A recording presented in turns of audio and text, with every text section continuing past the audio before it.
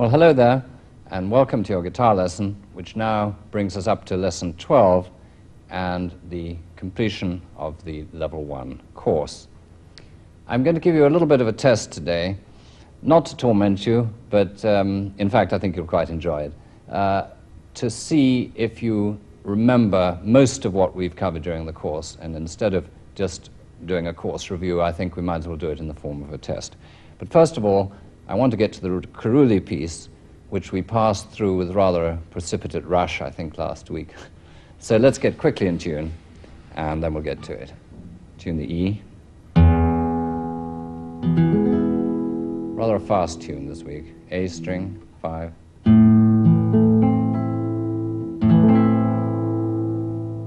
Fourth string, D.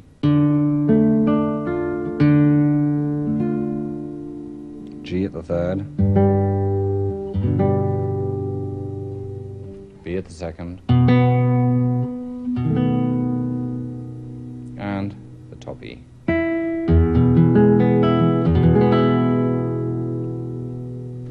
Right, now let's get right to the Carulli.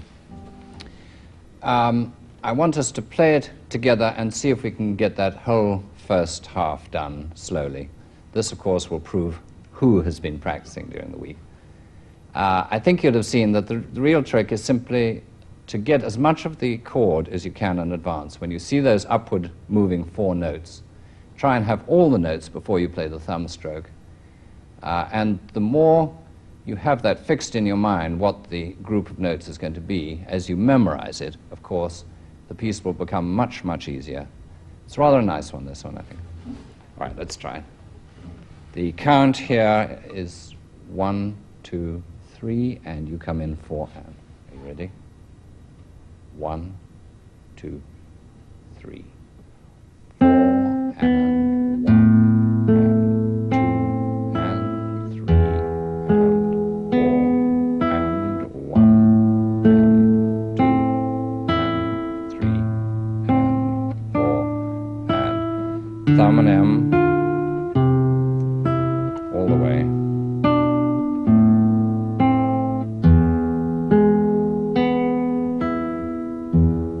Very similar pattern.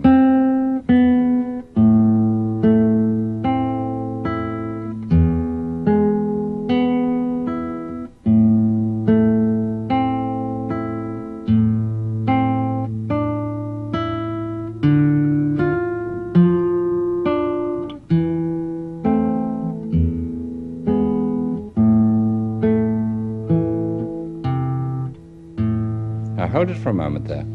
You see those 2 dots and the double bar at the end there.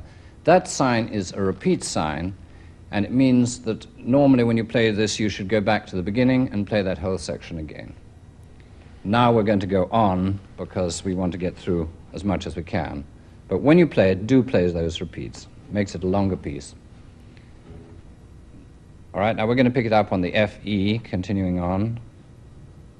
1, 2, 3, 4, and. A little tricky, that 4th finger there on the D sharp. You have to be a little bit neat in selecting that. Otherwise it'll damp the adjacent string.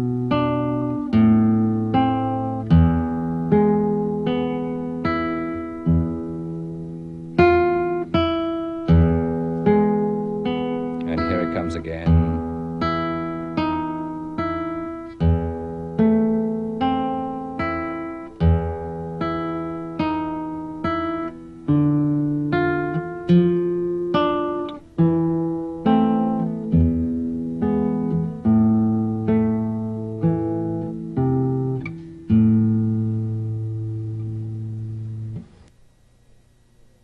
Obviously, I'm giving you a little more than I know you can do immediately off.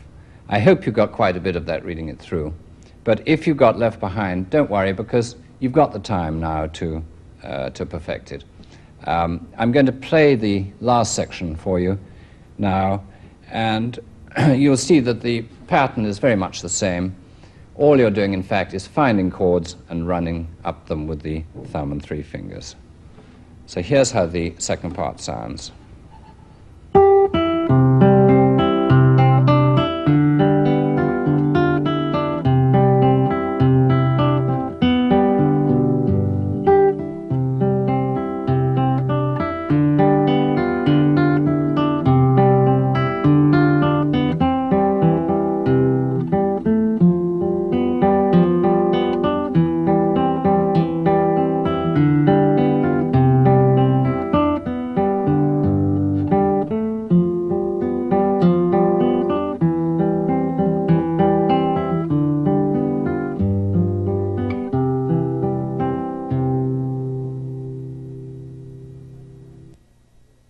Now, at that point, you would in fact go back to the first part again,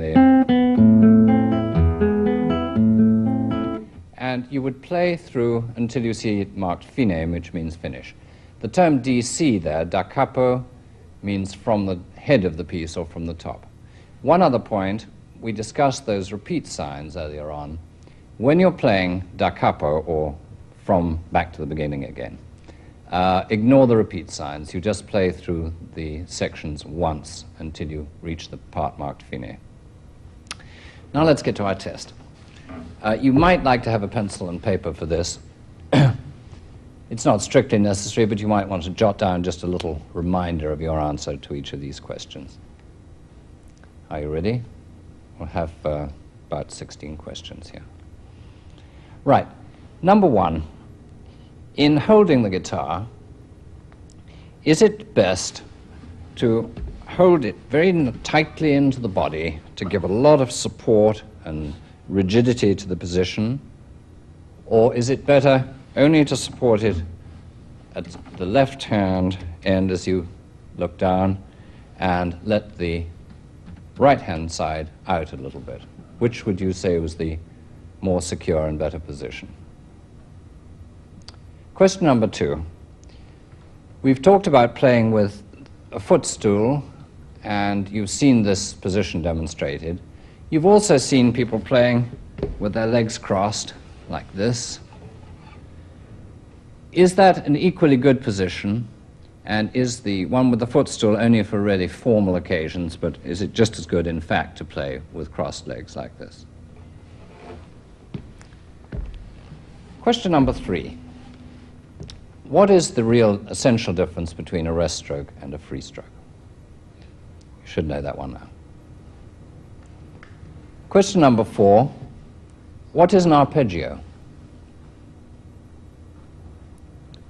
Question number five.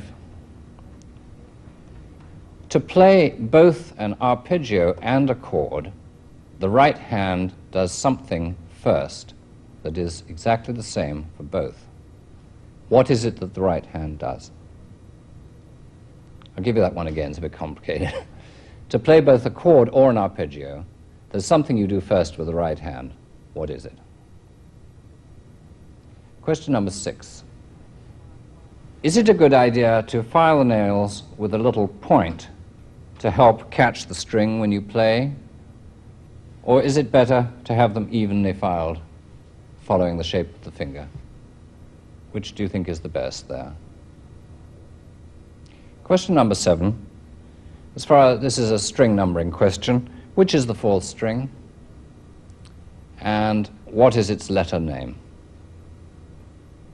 Okay.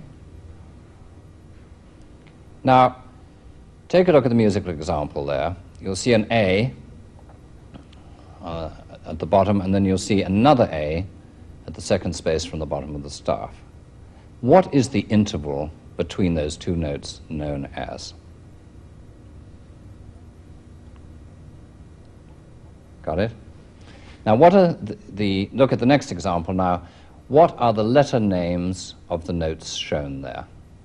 That's a rather easy one, I think. Okay, on to the next one. At what string and what fret would you find the note that you see there?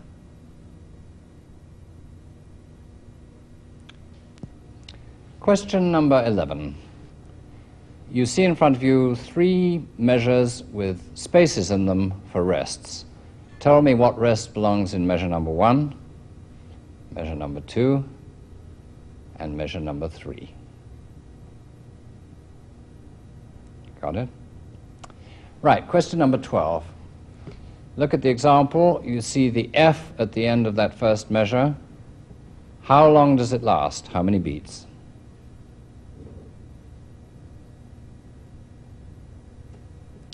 All right, the next one, number 13. Look at the chord, and if you want to, you can try and finger that chord. You can try and play it quickly, but you've only got a moment. Now, what I want you to tell me is, give me a name for that chord, okay? What's it called? Question number 14. At the 3rd fret of the guitar, we normally use either the 3rd finger or the 4th finger or the 3rd or 4th finger according to the situation. Which is correct? 3rd finger, 4th finger, or either? Question number 15. What is the correct count for the first 4 notes in the measure? And question number 16, finally. Those 3 notes that you see there,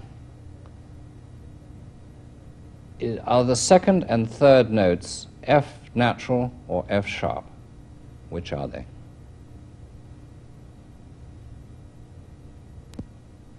Okay, now let's go back and see how you did. Check them off as we go. Are you ready? All right, our first question was, should I hold the guitar in tightly to the body to give it a lot of support or security or whatever? Or should I let the right-hand end of it out so that it's a bit looser and only makes contact at the chest on the left-hand side of the guitar? The answer is the second one. Let the end of the guitar out, because the guitar resonates in the back as well as the front. And so you will in fact produce a better sound if you let the guitar out that little bit. All right, the next question was, is the cross-legged position okay? You've shown us a position, a formal position with the footstool. Is this really only for playing concerts? And at home, is it just as good, in fact, to play cross-legged in a loose, informal position? No, it isn't. In fact, you impede the arteries, and eventually probably your leg will go to sleep doing it this way. So it isn't really very good for you. And I would say that the position whereby you raise the left leg is really much better.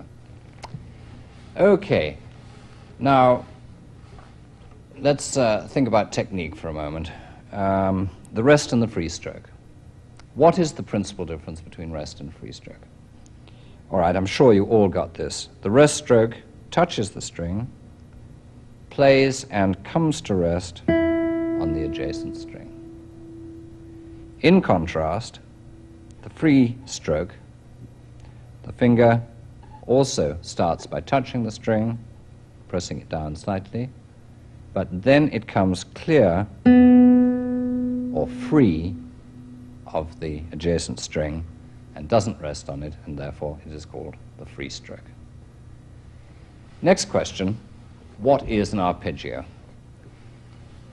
I'll accept any of these sort of answers. A chord where the notes are played one after the other, or a broken chord, anything like that.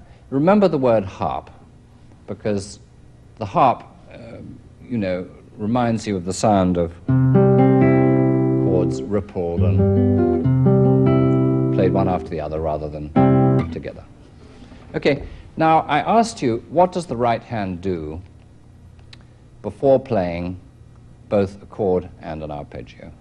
And the answer I'm looking for here is it selects the strings concerned.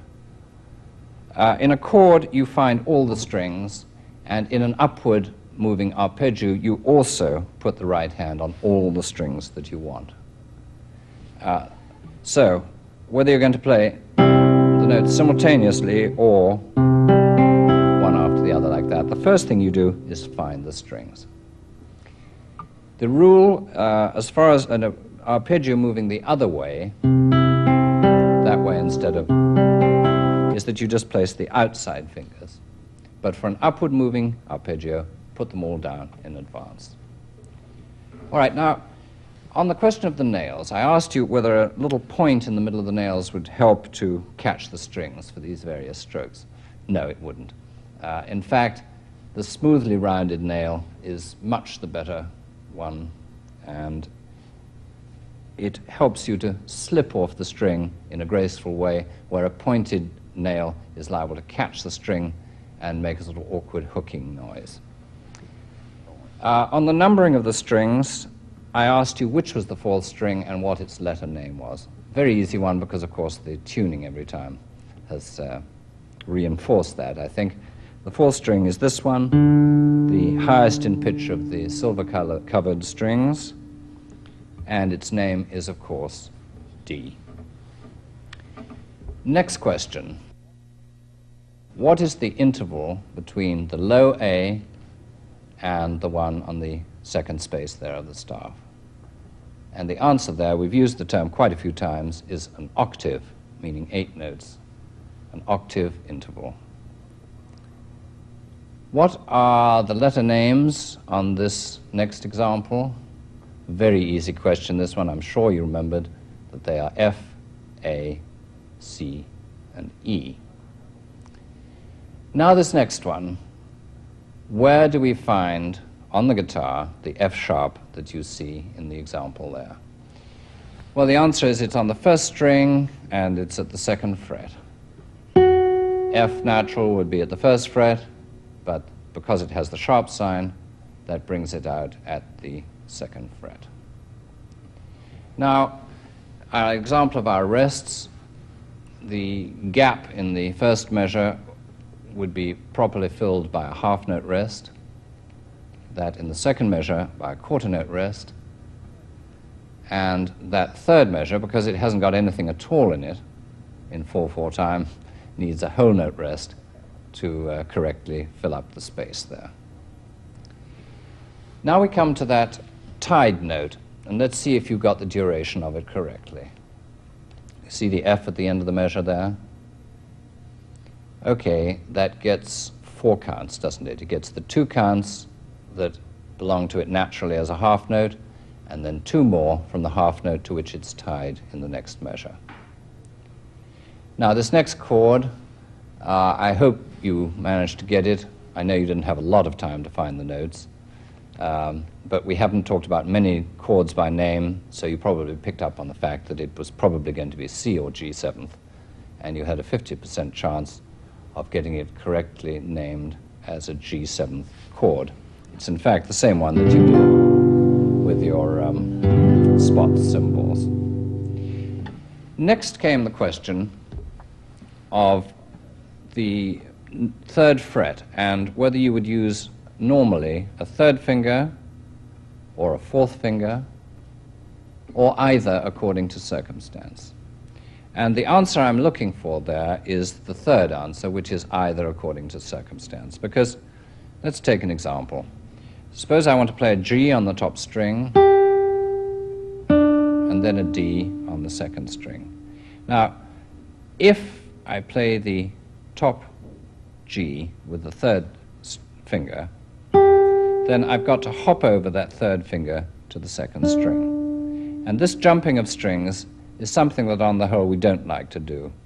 So it's much more convenient, in fact, to use the little finger at the third fret on the top string there, and then have the third finger available to use on the second string. This sometimes bothers people because they like to make nice rigid rules, and every time you make a rigid rule with the guitar, you'll find it gets broken at some point.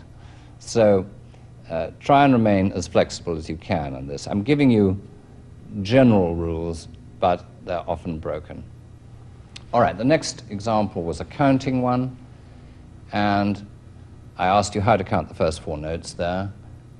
And of course they're 8th notes, and you now know that you count 8th notes by slipping an and between your main number counts. So the correct count for those 4 notes would be 1 and 2 and. And the complete measure would count out like this. 1 and 2 and 3, 4. And notice that in spite of the faster sound of the 1 and 2 and, that the actual numbers are as even as they were before, i.e. 1, 2, and 3, 4. It's just the ands in between that make it sound faster. Now we come to our example of Fs or F sharps, question mark. All right, the first one, of course, is F sharp because it has the, what we call the accidental, the sharp sign right beside it. The second note is also sharp.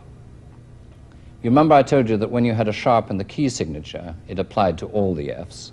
And the same applies in the case of these accidentals too. So the sharp sign on the first F means all Fs that you find for the rest of that measure are in fact going to be sharp.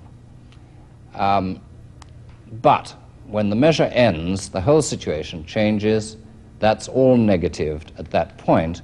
So, correctly speaking, the F in the next measure is an F natural. Now, as a sort of courtesy, a lot of music publishers would put a natural sign on there just to remind you that it isn't an F sharp.